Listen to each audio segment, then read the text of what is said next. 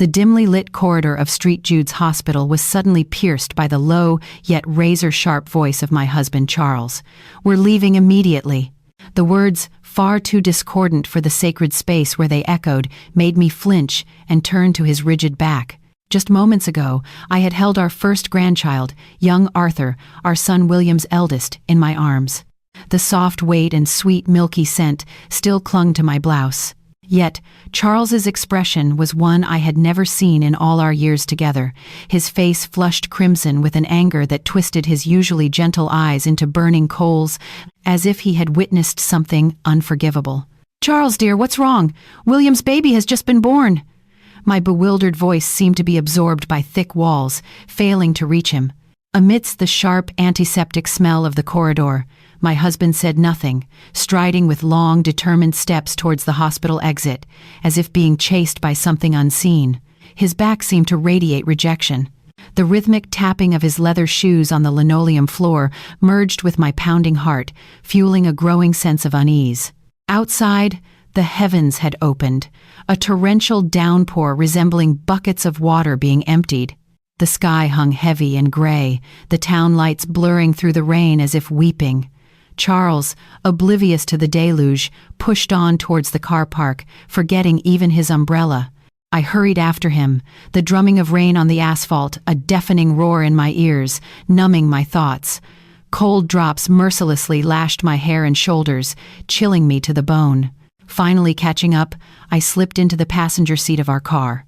The moment the door closed, the vehicle was enveloped in a silence cut off from the outside world.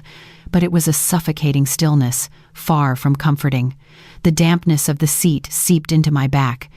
Charles silently started the engine, then pressed hard on the accelerator, driving into the rain-streaked, hazy visibility. The wipers thrashed frantically left and right, desperately clearing the raindrops from the windscreen, their rhythmic motion the only eerie sound in the car. "Why are you in such a hurry, dear? It's dangerous," I asked, but my husband kept his gaze fixed ahead, not moving his lips. I could only see his knuckles, white and tight, clutching the steering wheel. Streetlights blurred past, leaving streaks of light in my eyes. Where were we going? What were we running from? An indescribable terror, like cold water, began to rise from my feet. My heart thumped unpleasantly, and my breath grew shallow. It was when we stopped at a red light, amidst the sound of the wipers and the faint vibration of the engine, that Charles finally broke the heavy silence. His voice was terribly dry, as if echoing from the depths of the earth. "I'll never see him again." I couldn't immediately grasp the meaning of his words. My brain refused to comprehend. What could have possibly happened on what should have been the happiest day of our lives? The traffic light, now green, seemed unreal. Why would my husband, who had so eagerly awaited the birth of his grandchild, utter such cruel words? Something irreversible, something we didn't know, must have happened at the hospital. When we arrived home, having sped through the downpour, Charles's silence persisted. Without even taking off his soaking wet suit jacket, he sank heavily into the living room sofa. He stared blankly into space, as if all strength had drained from his body. His eyes held a peculiar mix of anger and sorrow. The ticking of the living room clock echoed loudly in the quiet night. I brought a damp towel and gently sat beside him, feeling the coldness of the sofa gradually intensify from his wet body. I couldn't bring myself to ask anything, a premonition that whatever he might say would be something I didn't want to hear, tightening my throat. To distract myself, I reminisced about our life together. It wasn't an exaggeration to say that Charles and I had dedicated everything to our only son, William. I had worked at a local bank for 39 years, from early morning until late at night. It was a time when it was still difficult for women to build careers, but I gritted my teeth and became an assistant branch manager. Every morning, I packed William's lunch before doing my own makeup, and in the evenings, I cooked his favorite shepherd's pie. All of it was driven by a single desire, to ensure William never wanted for anything. The total of £80,000 for his tuition and living expenses during his time at a prestigious private university came almost entirely from my salary. I believed, without a shadow of a doubt, that the money I earned through my sweat and tears was an investment in my son's future. I even had the illusion that with every decrease in our bank balance, William's possibilities grew. "Mom, could you help us with the wedding?" 3 years ago, William had asked, a hint of apology in his voice, yet with an air of expectation. I didn't hesitate, breaking a fixed deposit and giving him £50,000. I vividly remember sending them off with a smile, telling them to have a splendid wedding. Seeing his wife Catherine in her pure white dress, I shed tears, thinking my son was now a grown man. I never breathed a word that the cost came from our retirement savings. It was the same last year when they bought their home. With a single phone call, we're a bit short on the deposit. I provided £30,000 from the savings I had put aside for our retirement, making a total of £160,000. For an ordinary salaried worker, this was no small sum. But it was all for our son's happiness. To see his smile, I never doubted it. Charles must have felt the same. After retiring from the council, he became like William's dedicated chauffeur. "Grandad, could you drive us today?" Catherine's requests always had an entitled tone, but Charles never showed a hint of displeasure. "Leave it to me," he'd respond with a cheerful face. I'd seen his back countless times, returning home drenched in sweat, laden with heavy shopping bags. He was also the one who had looked forward to the grandchild's birth more than anyone. I pictured him visiting several baby shops, his eyes narrowing with joy as he bought the most expensive cot. "Our grandchild will sleep here," he had whispered happily, like a child, stroking the cot he had assembled himself. Why then, at the pinnacle of joy, the birth of our first grandchild, did such a kind, family-loving husband wear such an icy expression? Why would he say he would never see the baby again after holding him for mere seconds? An indescribable unease spread through my arms, something I didn't know was happening, something irreversible. That premonition tightened its grip on my heart, mirroring the rain lashing against the window pane. The reason for my husband's drastic change must be far deeper and darker than anything I could imagine. Where had our devotion, our love, gone astray? How much time had passed? Only the ticking of the living room clock echoed loudly in the night. The torrential rain showed no sign of weakening. Charles, who had remained slumped on the sofa, slowly raised his face as if a rusted machine. The faint light of the streetlight filtering through the window illuminated his drawn, weary profile. "Kayoko, didn't you notice?" His voice was terribly parched. I looked back at his face. His eyes held a deep sadness mixed with an even greater, cold anger, like frozen amber. "Notice what? What happened at the hospital? How we were treated?" Charles's words made me desperately try to recall the day's events. Indeed, while waiting in the anteroom, there had been moments when a small thorn of discomfort had pricked my chest. Catherine's parents, the Hastings, who had arrived after us, were warmly greeted by a nurse and immediately escorted to a comfortable family waiting room next to the delivery room. We, however, were told to wait over here in the bustling corridor lined with cold plastic chairs. The nurse's eyes at the time seemed somewhat businesslike, as if she were merely processing us as other visitors. But wasn't that just a matter of turns? Perhaps her parents arrived earlier? No. Charles shook his head weakly, interrupting my words. The gesture was like cutting off the last thread of hope. I saw his throat bob. I asked the nurse why we couldn't go into that room. "And what do you think she said?" I gasped at his question. My heart thumped unpleasantly. Charles continued without waiting for my reply.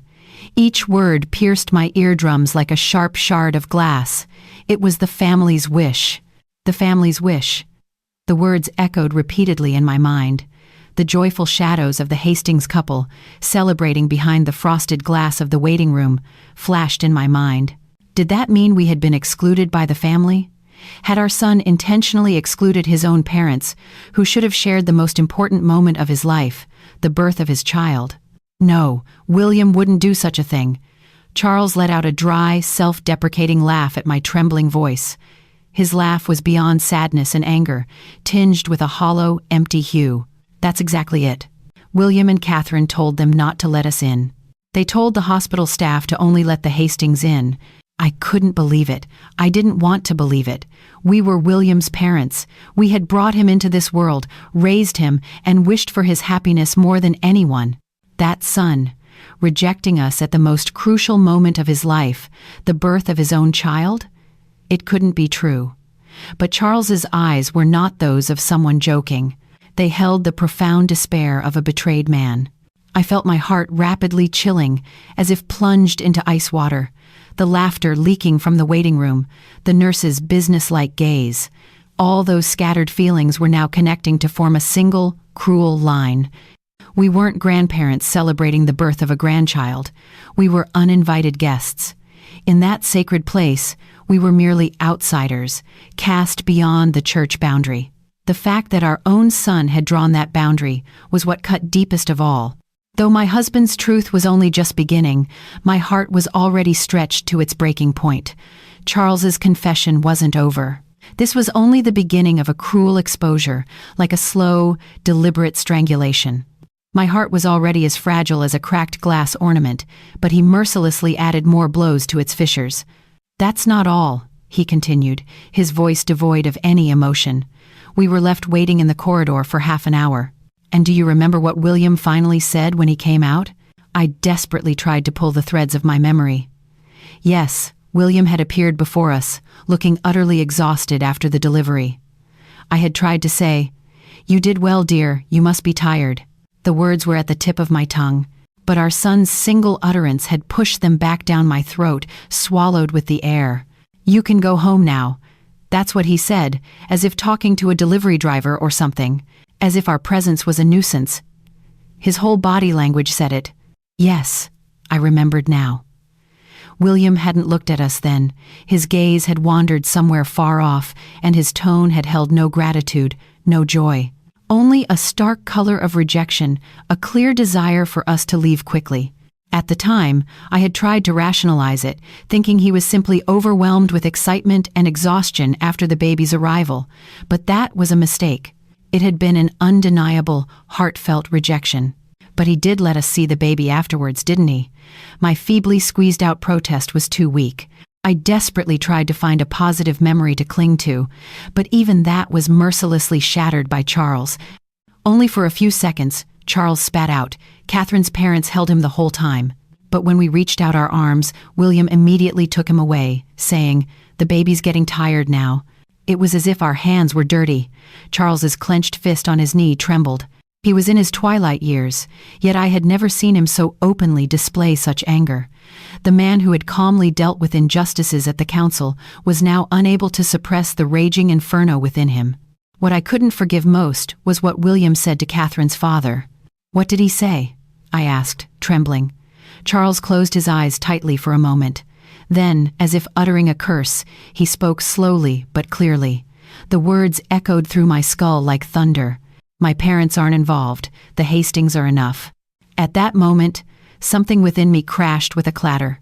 Not involved? We, who dedicated our entire lives to William, not involved. Words failed me. Instead, something hot welled up from behind my eyes, blurring my vision. It felt as if the castle of our family, which we had painstakingly built, was collapsing from its foundations with a single word from our son. The enormous sum of £160,000 we had poured into William, my 39 years of labor, Charles's devoted support, all of it was rendered meaningless by that one word, not involved. Charles stood up silently and gazed out the window at the pouring rain. His back looked terribly small and lonely. I was watching other families in the corridor, happily gathered around their babies. The little children there were calling out, "Granddad, Grandma," and everyone was smiling. But us, Charles's voice trembled faintly. Just then, my smartphone on the table glowed coldly, emitting a notification sound. The screen displayed a text message from our son, William. I didn't yet know that a crushing wave of despair was about to hit us. This message would be the final blow that completely shattered our hearts.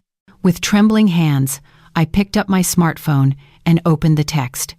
William's message was even more insensitive and cruel, digging deeper into our hearts. It was like rubbing salt into an already wounded knife cut. "Mom, could you please send money next month too? But I'm sorry, please don't come to the hospital anymore. Catherine gets tired worrying about it." Speechless, I showed the screen to Charles as if it were an apparition. My husband glanced at the message and let out a deep sigh. Just as I thought, his whispered words conveyed a sense of complete resignation. Just then, Another text notification chimed. This time, it was from our daughter-in-law, Catherine. Her message was even more brutal, delivering a further blow. Auntie Kayoko, I hope William has told you, but please continue the monthly financial support. However, to be honest, it's a bit inconvenient for us if you and Charles visit too often, so please just send the money by bank transfer. We'll send you photos of Arthur occasionally. My hands shook violently, and the smartphone slipped from my grasp, hitting the floor with a dry thud that echoed in the living room. Photos? We're supposed to know our grandchild's growth only through photos? As if we were distant relatives or mere sponsors. Charles picked up the phone and reread the messages. His face instantly flushed crimson with rage. This is ridiculous. My husband, who never usually raised his voice, roared like a beast. Just give us money. But don't see him? What kind of convenient arrangement is that? I could only stand there, stunned. Then, as if to mock our despair, William's social media post appeared on Charles's phone screen. It boastfully recounted the day's events. A healthy baby boy was born safely. Catherine's parents are overjoyed. We'll all live happily ever after as a family. The accompanying photo showed Catherine's parents beaming, holding the baby. We were nowhere to be seen. All of us as a family, were we not included in that family? Charles scrolled through the comments section. A friend of William's had asked, "What about your parents?" I almost stopped breathing when I saw his reply. My parents were too busy with work to come. But it's not a problem even if they're not here, haha. It was a lie. I had taken a day off today and rushed to the hospital first thing in the morning. Charles had also been excitedly preparing since yesterday, even preparing a generous congratulatory gift. Furthermore, Charles showed me William's post from last week. Mortgage payments are tough. To be honest, it would be really difficult without help from my parents. But my parents give money without interfering, so it's easy. Haha. Beneath it, his friend's callous comments continued. Nice. They're ATMs, aren't they? Lucky you. My parents don't give money but always interfere. It's the worst. Parents are ATMs. Those 3 words pierced my chest like sharp knives. Had my 39 years of labor been for this one phrase? Just then, the house landline rang shrilly, like a fanfare announcing the culmination of our misfortune. Charles picked up the receiver, and the caller was Catherine's mother, Mrs. Hastings. Charles silently pressed the speaker button. Immediately, her high-pitched, syrupy sweet voice filled the room. "Oh, Charles, thank you so much for today. But from now on, we'll take care of things, so please don't worry too much. And you will continue the financial support, won't you? For your adorable grandson, it's only natural, isn't it?" She continued. "To be frank, it's not good for the baby if older people like yourselves visit too often. My husband is still actively involved as an executive at a top-tier company, you know. I'm sorry, but there's a difference in class. A difference in class." The words struck our hearts like an invisible hammer. The blood drained from Charles's face, his lips turning pale. "Well then, regarding the money, we look forward to it. Good day." The phone was hung up unilaterally. As parents, as human beings, our very existence had been completely denied. We were left with nothing, sinking into a dark abyss of despair. However, as dawn broke, Charles, who had been silent like a statue, slowly turned to me. His eyes, though weary, held a cold, resolute glint, different from the despair of last night. It was not the light of someone who had given up everything, but the light of a cold determination that one gains after losing everything. "Kayoko, there's something I need to tell you." His serious gaze made me straighten my back involuntarily. He slowly rose from the sofa and walked towards his study. I heard the rustling of papers as he searched for something, and soon he returned with a single A4-size document. It was a document that would announce a magnificent reversal, overturning this desperate situation from its very foundation. I swallowed hard, sensing Charles's unusual demeanor. In his hand was a document clipped into a clear file. In the faint light of the dawning living room, I could see it was some kind of contract or certificate. He placed it on the table, looked intently into my eyes, and asked quietly, "You're retiring next month, aren't you?" "Yes, I am." "Why?" I was slightly taken aback by the abrupt question. In this desperate situation, what meaning could my retirement possibly hold? But his eyes were dead serious. "How much pension will you receive?" I hesitated for a moment, momentarily speechless. I hadn't even told Charles the exact amount. This was our last resort, our private secret, just in case. But looking into his eyes now, I knew it was pointless to hide anything. We were now a united front, destined to share everything and fight together. They told me from HR that with 39 years of service and my assistant branch manager's allowance, it will be around £800,000. The moment I confessed, Charles's eyes widened. His expression was complex, a mixture of surprise and something else. He had received about £200,000 when he retired from the council, so 4 times that amount must have been shocking. That much? Does William know about this? His voice held a faint tension. No, I haven't told anyone. If he knew, he might try to take advantage again. When we helped him with the house deposit, he said so casually, "Mum, you have your pension, so it's fine, right?" So I decided to keep it a secret, a precious fund, just for the two of us, for our retirement. Charles nodded deeply at my words. His expression showed relief, or perhaps the satisfaction of a puzzle piece falling into place. "I see. That's good. That's a wise decision," he said, then gently slid the clear file across the table towards me. "Actually, there's something I've kept from William too." As prompted, I lowered my gaze to the document. It was a property appraisal report created by a major real estate company. The listed location was a plot of land in the Yorkshire Dales that Charles's deceased father had left him. A mundane place, surrounded by hills and fields. I remembered visiting during summer holidays as a child, but frankly, I thought it was just a troublesome piece of land that only incurred property taxes. William probably knew of its existence, but would have dismissed it as just a worthless plot in the countryside. You remember my family's land, don't you? The place in the countryside, where there was nothing. Well, it turns out it's secretly been designated as a target area for a major redevelopment project near the station next year. A junior colleague from the council quietly informed me. I gulped. Redevelopment? In that empty place? My gaze was drawn to the most important part of the appraisal report. The moment I saw the figure listed there, my thoughts completely stopped. How many zeros were there? I blinked repeatedly, counting the digits with my finger again and again. But no matter how many times I looked, the number remained the same. £8 million. An overwhelming sum that made my pension of £800,000 seem like child's pocket money. It was a light too intense to blow away our despair. The secret my husband was revealing held an astonishing impact, incomparable to mine.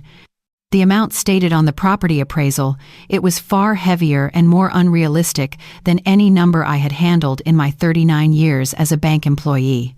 It was an astronomical figure, far beyond my everyday perception. £500 million. £500 million? I was speechless, only able to look back and forth between the document and Charles's face. I tried to speak, but my throat was dry, and only a hiss escaped. £500 million for that land, which we only visited a few times a year to clear weeds, and which I thought was worthless. That land, I recalled, was what Charles had inherited when his father died, as an undesirable plot no one else wanted during the division of the estate among his siblings. Could it now have transformed into an unimaginable treasure? Aye. Charles nodded quietly, confirming my astonishment. His expression was completely different from the man who had been overwhelmed by despair until yesterday. He was calm, strong, filled with a quiet confidence, like an experienced knight who had achieved a great victory. I never imagined my father's land would become so valuable. There are plans for a large commercial complex and tower blocks near the station. Our land is apparently going to be right in the center of it. The estate agents are calling me daily, wanting to buy it immediately at this price. £5 million. As the figure began to take on a tangible reality in my mind, my heart pounded fiercely. Then my earlier pension discussion superimposed itself. So, your £5 million land and my £800,000 pension combined make £5.8 million. £5.8 million. We looked at each other. The despair of yesterday vanished as if it had never existed.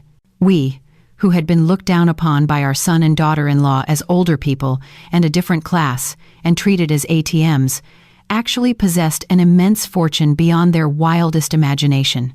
This shocking truth quietly ignited a fighting spirit that had been dormant within us. It was a cold, yet burning, flame of revenge.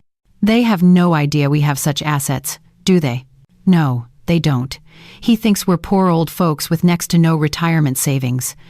That's why he can casually take advantage of us and treat us like an ATM. The fact that I worked for the council and you at a local bank, that was probably a symbol of our insignificance to them. But in Charles's eyes, there was a cold, sharp glint, different from the sadness and anger of last night. It was the calculating intelligence of a hunter stalking its prey. Despair sometimes weakens people, but sometimes it makes them wise and ruthless. We were clearly the latter. Charles gripped my hand tightly. His hand was no longer trembling. We no longer need to be at their beck and call. We have the power to fight, the power to strike back. His words completely reawakened the pride and anger that had lain dormant deep within my heart. Yes, why should we sacrifice any more for our children? Why should we continue to be looked down upon and scorned? The truth of £5. 8 million gave us the strongest weapon, and most importantly, the courage to fight when we were at the brink of despair. This immense fortune was not just for a quiet retirement. It was the war chest to deliver a devastating blow to those who had stripped us of our dignity. The door to a grand plan of revenge was now quietly opening. The night had fully broken, and the morning sun streaming through the window illuminated the appraisal report on the table. The figure of £5 million shone as if symbolizing our future.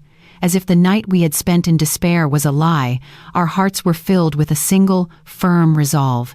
It was a complete severance from our son and daughter-in-law, and a ruthless plan for revenge, to reclaim our lives. "I think we should leave England," Charles said quietly but firmly, opening his laptop. The screen displayed a website with information on overseas relocation. Hawaii, Australia, Malaysia, photos of beautiful landscapes and seniors living leisurely lives were displayed. The scene was a stark contrast to a future of miserable servitude as financial slaves to our son and daughter-in-law. With my pension and the proceeds from the sale of this land, we can live comfortably, even in countries with a higher cost of living. And you studied English at the bank, didn't you, Kayoko?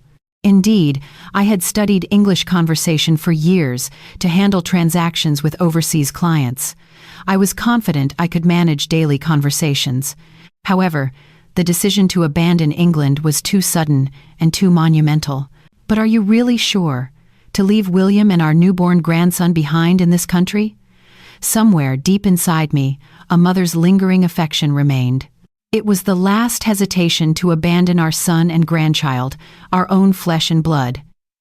But Charles looked directly into my eyes and said clearly, his words mercilessly cutting through my sentimentality, "Kayoko, think about it. Why should we stay in England for a son who doesn't need us and only sees us as an ATM? Why should we sacrifice our precious golden years for people who don't even let us see our grandchild properly, only demanding money? We've already done enough as parents. We don't need to be slaves anymore." His words were enough to dispel my last doubts. He was right. We had the right to live our own lives. Until now, we had lived for our son, for our family. But now that this family had rejected us, there was no longer anyone we needed to live for. You're right, dear. Our hearts were completely united. From there, the scenario for a grand revenge plan began to take shape. First, contact the estate agent and immediately proceed with the land sale for £5 million. I would also arrange to receive my pension in a lump sum next month. All assets would be converted to cash and transferred to an overseas account. Next, the monthly financial support to William and Catherine would be completely cut off after this month's payment. They would undoubtedly ask for money next month, but we would firmly refuse their demand. They'll definitely threaten not to let us see our grandson, won't they? Yes, and when they do, I'll tell them. If you won't let us see him, then that's fine. We don't even need photos. After all, we're irrelevant to you, aren't we? Charles's resolve was as strong as steel. And most importantly, once the land sale and pension payment were settled, we would immediately sell this house and leave England. We'll decide our destination at our leisure. When will we tell William and Catherine? Just before we leave England, once all our assets are sorted. Until then, they must not find out that we've come into a lot of money. There's no need to give them false hope. I nodded deeply. If they knew about our 5.8 million assets, William and Catherine would probably change their tune, sweet-talking us and being overly kind. But that wouldn't be genuine affection. It would only be their ugly greed for our assets. We were completely fed up with such a false relationship. The plan was carried out quietly, but steadily. All requests for money from our son and daughter-in-law were ignored. In the calm before the storm, we quietly prepared for our escape from England. And 3 months after that fateful day, the time finally came. As I was drinking coffee in the living room, my smartphone vibrated. The name displayed on the screen was William. In a desperate voice, he said, "Mom, the company's gone bust." The curtain on our grand revenge was now quietly rising. "What's wrong, dear? Why are you in such a hurry?" I asked, trying to sound calm, my voice devoid of emotion. I felt sweat forming on my hands, gripping the phone, but my tone was perfectly controlled. In my heart, a cold excitement churned, thinking, finally, the time has come. For 3 months, we had lived for this moment. The company's gone bust. William's voice on the other end was faint, devoid of any confidence. There was no trace of the arrogant tone he used to have when ordering us around. I wasn't surprised. I had heard rumors from former colleagues at the bank that the small company he worked for had been struggling financially for some time. The thought serves him right crossed my mind, but I didn't voice it. And I can't find another job, and I can't afford the mortgage payments anymore. I'm already behind on this month's payment. If things continue like this, we'll be evicted. Mom, I'm sorry, but could you help us out? His voice held a plea, but also a lingering assumption that his parents were obligated to help him.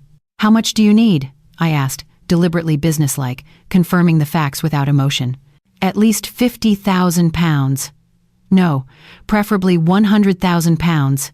That would help us get through this for now. Here it comes. I took a deep breath.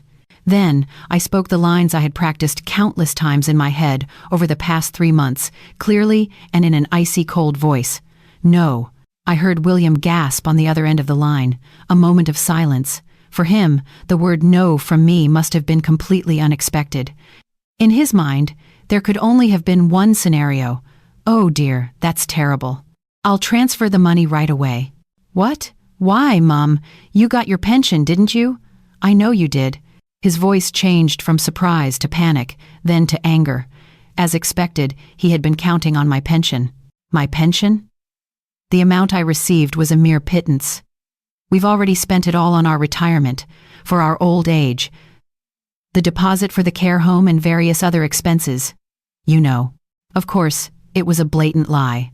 The £800,000 had already been transferred to an overseas account, but there was absolutely no need to tell him the truth. That's a lie. What about Dad? He must still have his pension. Hearing his desperate voice, searching for a cash cow, Charles, who was sitting beside me, quietly took the smartphone from my hand.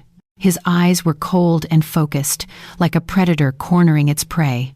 He switched to speaker mode and said quietly, but with a voice resonating from his gut, "William, you said we were irrelevant, didn't you?" The first shot of our revenge tore through the living room air. His words contained all the anger and humiliation that had accumulated over 3 months. I could feel William's voice on the other end of the line instantly freeze. He understood in that single sentence that we knew everything and that we would never forgive him. "William, you said we were irrelevant, didn't you?" Charles's icy voice echoed. It wasn't just a question. It was an undeniable condemnation, a declaration asking, "Do you remember your transgression?" I heard William's breathing stop on the other end of the line. "What are you talking about?" Suddenly, he tried to feign ignorance, but his voice was clearly trembling. The pitiful confusion of a man cornered was palpable. "At the hospital. Don't pretend you've forgotten. You clearly said it in front of Catherine's parents. My parents aren't involved.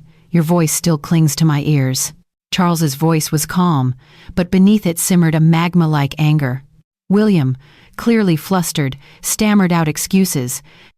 "That was just because Catherine was tired after delivery. I was just trying to be considerate. It didn't mean anything deep." "Enough with the excuses. You said we weren't family. We also know that you treated us like an ATM on social media, laughing about parents being a cash cow with your friends. We will no longer give you any more support. That is our conclusion." Charles fired all the bullets he had prepared, one after another, aimed directly at William's heart. He probably hadn't expected us to know about his social media posts. William was completely speechless, only able to make incoherent sounds. "Dad, please don't be so cold. We're family, aren't we?" After a moment, William managed to squeeze out these incredibly self-serving words. The moment he needed money, he used the word family as a shield. A ruthless smile played on Charles's lips at his shamelessness. "Family? You're saying that word? We're irrelevant people, aren't we? Isn't it strange to ask for money from irrelevant people? Or do we only get promoted to family when you need money?" How convenient. This word family. Cornered perfectly by logic, William's voice became increasingly desperate. It was almost a tearful plea. "Dad, Mum, please. If things go on like this, we'll really lose our house. We have a newborn baby. Arthur will be homeless. Are you trying to hold our grandson hostage now?" My anger, which had been simmering while I listened in silence, reached its peak at his despicable tactic. I snatched the phone from Charles's hand. "Grandson? We don't have a grandson, because you wouldn't let us see him, would you? You said you didn't even need photos, and I've already forgotten his face. To us, that child might as well not exist. But that was Catherine. She said those rude things to you and Dad. I didn't mean it." My disappointment deepened at my son's attempt to shift blame to his wife. Just then, a hysterical female voice could be heard in the background. "William, get the money quickly. What are you doing?" It was Catherine. And the next moment, the phone was handed over to her. "Auntie Kayoko, please help us right away. It's for your adorable grandson, isn't it? It's only natural for parents." I smiled quietly at her arrogant tone. "Now, it's my turn," I thought. "I'm going to give you back the words you once threw at me. Experience firsthand how painful a boomerang of words can be." "Oh, Catherine, you said it, didn't you? Please just transfer the money. But unfortunately, we no longer have the crucial money," I replied calmly, as if looking at myself in a mirror. My voice was surprisingly cold, devoid of any emotional fluctuation. I heard Catherine gasp on the other end of the line. "That's a lie. You were a bank employee, you must have savings, and you got your pension, didn't you? We spent it all on preparing for our old age, to live without relying on you. The deposit for the care home is quite expensive, you know." Of course, it was a lie, but I had no obligation to tell her the truth. She shrieked, "Don't be ridiculous! We're really in trouble!" "In trouble? Oh, we're in trouble too. Our only son and daughter-in-law told us we were irrelevant, and we can't see our grandchild. It's a truly miserable old age, isn't it? But that was so long ago." "Long ago? It was only 3 months ago. To you, it's already an old story, but to us, it's an unforgivable humiliation." I continued relentlessly, repeating her words verbatim. "Besides, Catherine, your parents are executives at a top-tier company, and you said there's a difference in class between us, didn't you? Why don't you ask them? Wouldn't your pride forbid you from relying on lower-class old people like us?" "Well, my father's company is struggling too, so they don't have that kind of money." Catherine's voice rapidly faded. "Where was the confidence from before?" "Oh, is that so? But they're still in their 50s and active, aren't they? You could work too, you know. I worked tirelessly for 39 years. You'll soon learn firsthand how difficult it is to work while raising children." "But I can't earn much while raising a child." "Raising a child? But you said you wouldn't let us help, didn't you? You said you didn't need us because your parents were there. You said it wasn't good for the baby if older people like us were around, didn't you?" Catherine fell completely silent. The words she had once thrown at us were now piercing her like a boomerang. Her silence eloquently spoke of her defeat.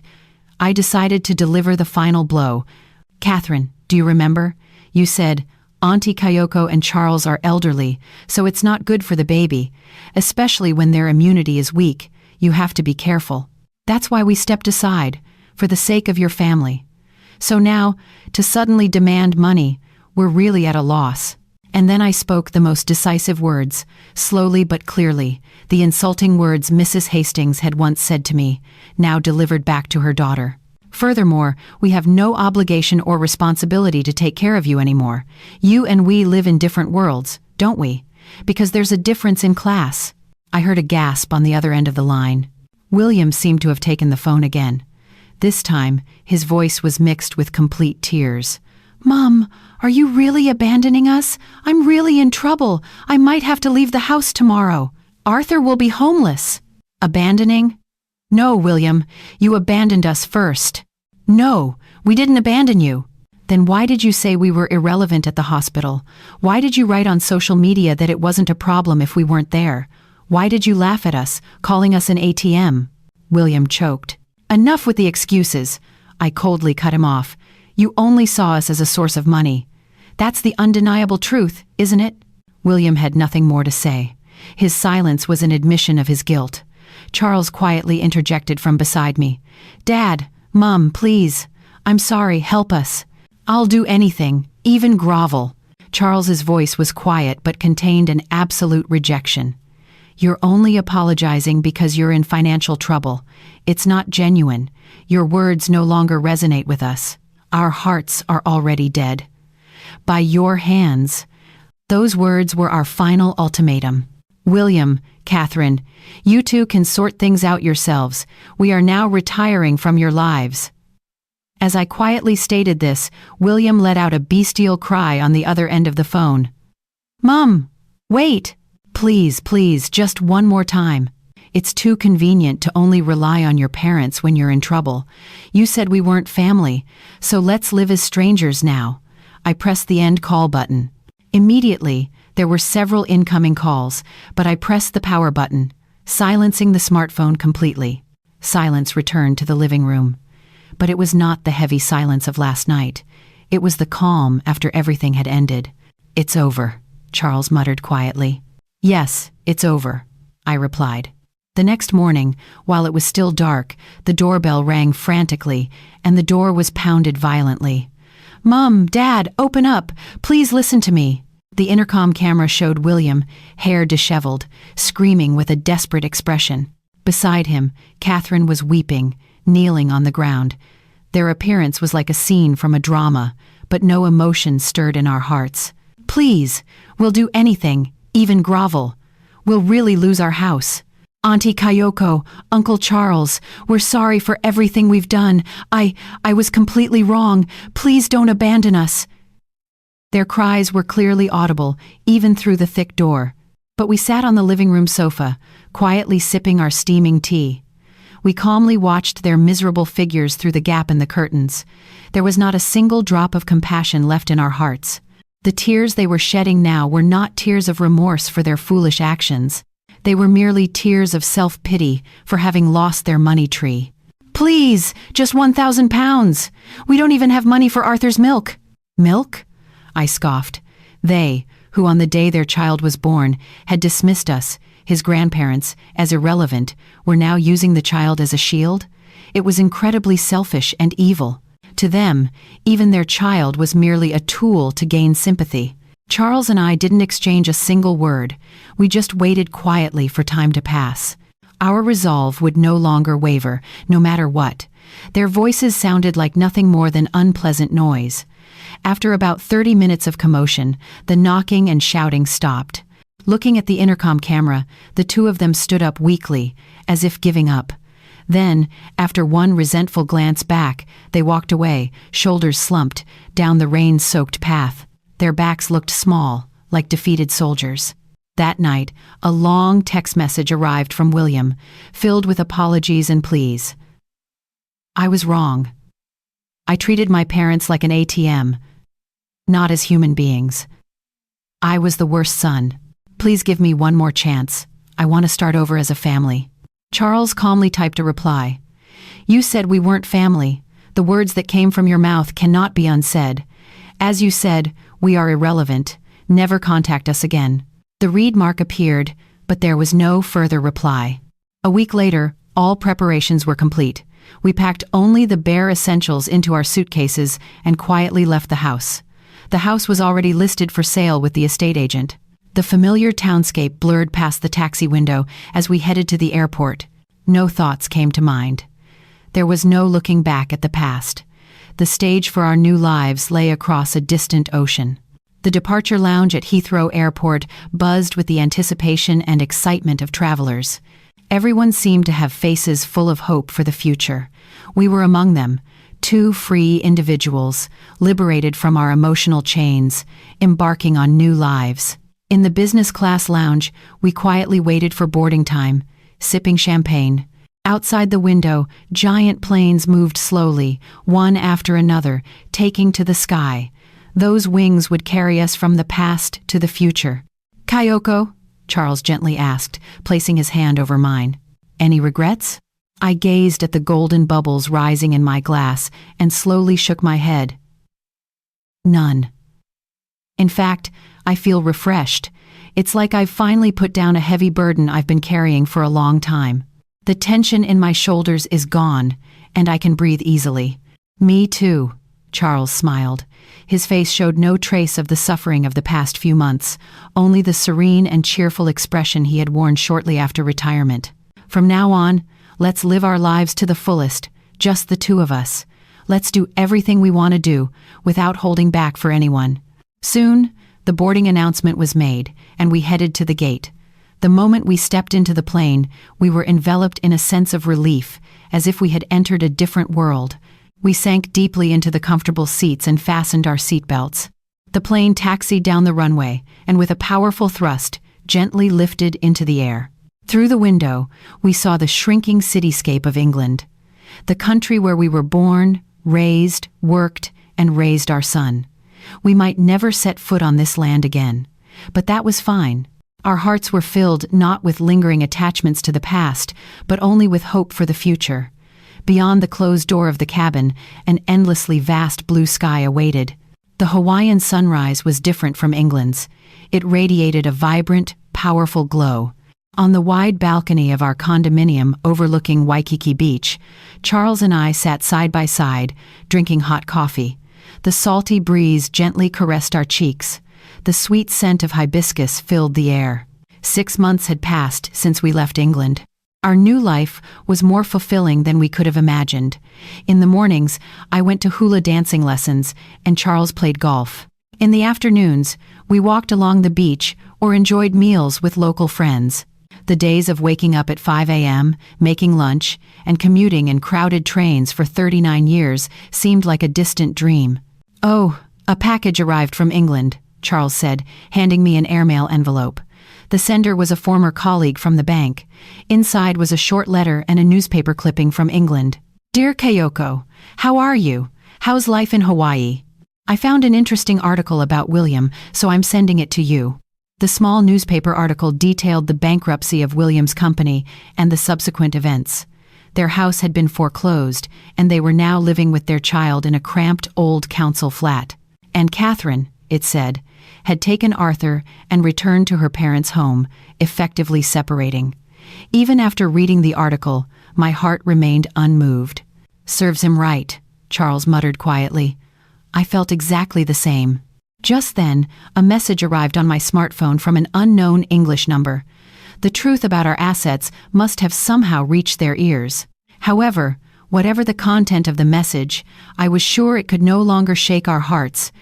A message from an unknown English number. I hesitated for a moment, but since I had nothing to fear anymore, I opened the screen. "Hello. I'm William's ex-wife. William told me you have assets worth over £5 million, yet you abandoned your own son. I think you're the worst parents.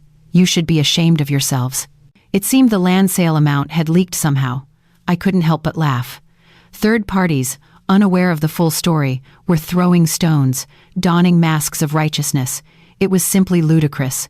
It's too late now, even if they know, I thought. Charles also peered at the screen and laughed, exasperated. Another message arrived in quick succession. This time, it was from Catherine's mother, Mrs. Hastings. Her message sounded like a hysterical shriek. "I didn't hear you had £5 million. With that much, you could have saved William's company. You should have helped for your adorable grandson's sake. You heartless monster. You said there was a difference in class, and now you want us to help? I deleted all the messages without reading them fully and blocked the English numbers. Then I turned off my smartphone and placed it on the table. We had completely broken ties with the past. Their noise could no longer reach our world. We walked along a nearby beach. The white sand, the emerald green sea, the soft clouds hanging over Diamond Head, everything seemed to gently embrace us. As we walked barefoot, enjoying the feel of the sand and the lapping waves, Charles said, gazing at the horizon, "Kayoko, we made the right choice, didn't we?" "Yes, absolutely the right choice. If we had helped them then, we would have lived our entire lives as their ATM. And we would have continued to be stripped of our dignity, without even a word of thanks." Sitting on a bench, watching the sky paint itself in a gradient from orange to purple, I quietly thought, just because you're a parent doesn't mean you have to be your child's ATM. Parents also have their own lives, their dignity, and the right to pursue happiness. We had given enough love to our son, but the moment it was taken for granted and no longer appreciated, the healthy parent-child relationship ended. It takes courage to firmly say no to unreasonable demands. There's a saying, "What goes around, comes around." Those who treat others lightly will surely face the consequences. William and Catherine must be keenly feeling that now. They had only valued parental love in monetary terms. As a result, they lost everything, love and money. We had dinner at our favorite restaurant, enjoying the beautiful sunset. The breeze on the terrace was pleasant. Cheers, Kayoko. Charles raised his wine glass. His face, illuminated by the sunset, looked truly happy. To our new lives, and to all parents who will fight against injustice from now on. Cheers. As our glasses clinked, I truly felt that we had won. We had achieved complete victory in our battle with our son and daughter-in-law, gaining £5, 8 million in assets, and a free life, priceless beyond measure. Next month, let's go see the Northern Lights in Canada. That sounds wonderful. And after that, how about a safari in Africa? Our lives had only just begun. We had fulfilled our duties as parents. From now on, as a couple and as individuals, we would enjoy the rest of our lives to the fullest. I hoped this story would be a tiny source of courage for anyone struggling with their relationship with their children and facing injustice. Swearing by the beautiful Hawaiian sunset, the story ends here. But our lives would continue. I hope you enjoyed this British-inspired retelling. Would you like me to generate an image based on a scene from this story? For example, the couple on the beach in Hawaii, or Charles and Kayoko looking at the property appraisal.